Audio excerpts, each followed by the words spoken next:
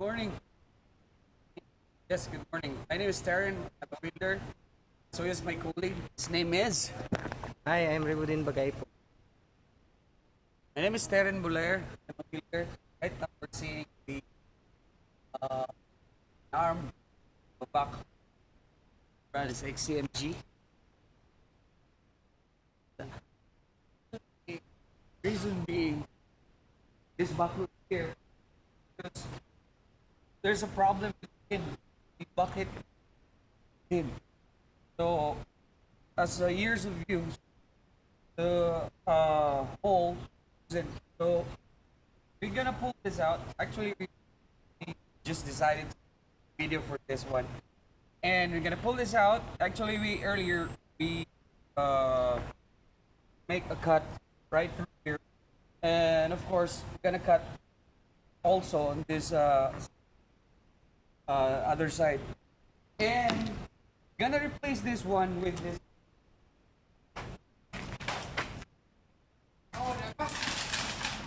So as you can see, there's a smaller fitting compared to this one.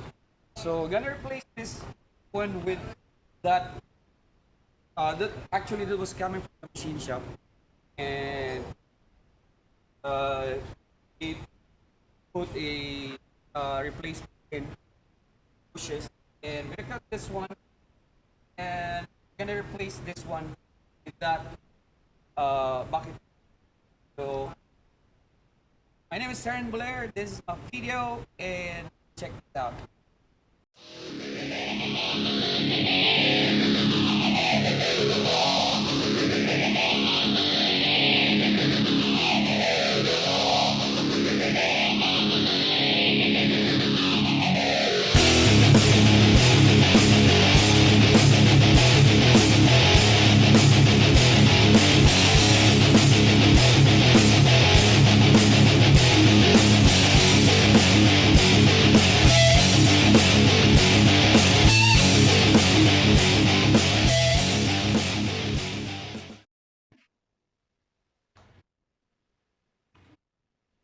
Uh, Good day, everyone.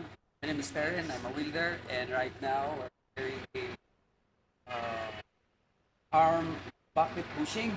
So, of a backhoe, as you can see, this is the arm of the bucket. So, we actually select this one back up, and then we made a top, and we're using a 6011 electrode, and as you can see, we make a bevel, single bevel for us to penetrate. So as you can see inside, I mean in this side, we already uh, made some penetration using this 6011 electrode. So after this, gonna clean this up, and then later on, we're gonna made some penetration starting at the bottom, going up. So, and after this, we're gonna use a 7018 electrode for us to hot pass, do the capping till the finish. So that's all for now. Thanks.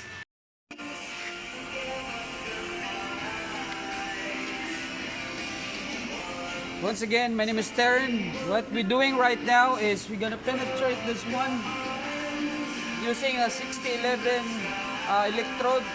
And after this, we're gonna clean this up for a hot pass and another filler pass until this will be folded with weld. Okay?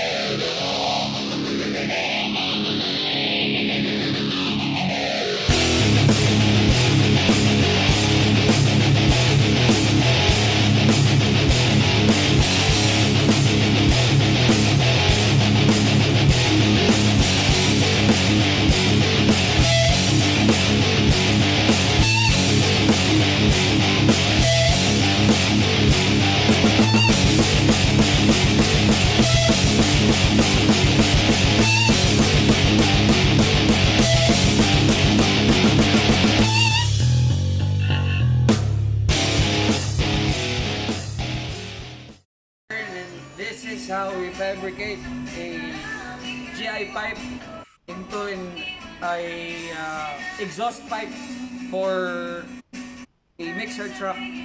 So this is oxyacetylene and I'm holding a guy wire and I'll show you how.